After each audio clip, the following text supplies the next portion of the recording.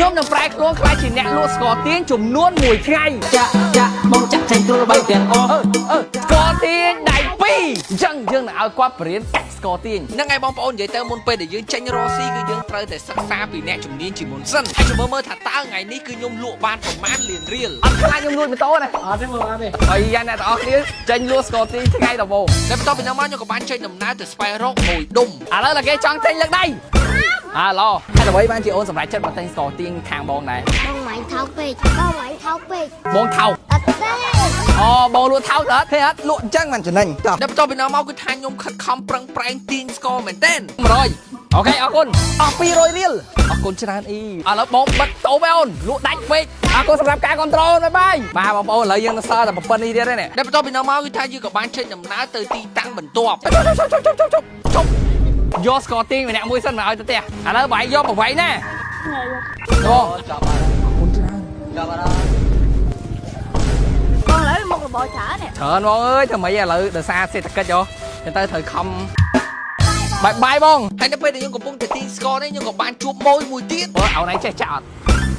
ត់ចេះដៃđây con ôn con bạnអ្នកលក់អាជីពគេធ្វើអញ្ចឹងបងប្អូនមកតើខ្ញុំឈ្មោះអ្វីបងហាក់ហៀងហាក់ក្រៅពីហាក់ហៀងឈ្មោះមួយទៀត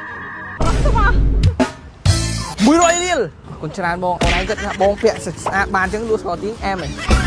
100ដល់បន្ទាប់ពីនឹងមកគឺថាខ្ញុំខិតខំទាញស្ករឲ្យស្អាតបំផុតឲ្យបងអូនស្រី200រៀលលក់ដូចបងអញ្ចឹងអាចខ្លាចជាអ្នកមានទេដឹងដែរអញ្ចឹងបង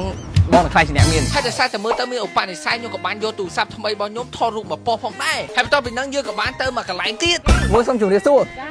ចង់ហូបស្ករទាញអត់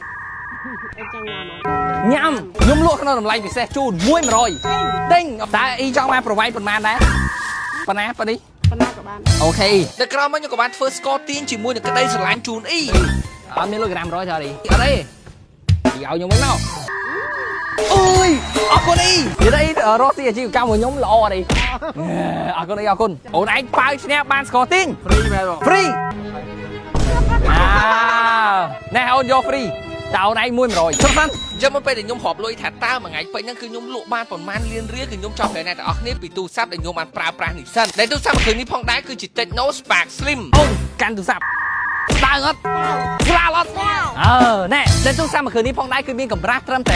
5.93 មីលីម៉ែត្រតែប៉ុណ្ណោះដែលជាទូរស័ព្ទដែលមានអេក្រង់កោងស្ដើងបំផុតក្នុងពិភពលោកនៅបំពាក់ជាមួយនឹងបន្ទះ chip MTK G200 ដំបូងបំផុតរបស់ពិភពលោកហើយតែកាន់តែពិសេសគឺគេមានថាមពលថ្មរហូតដល់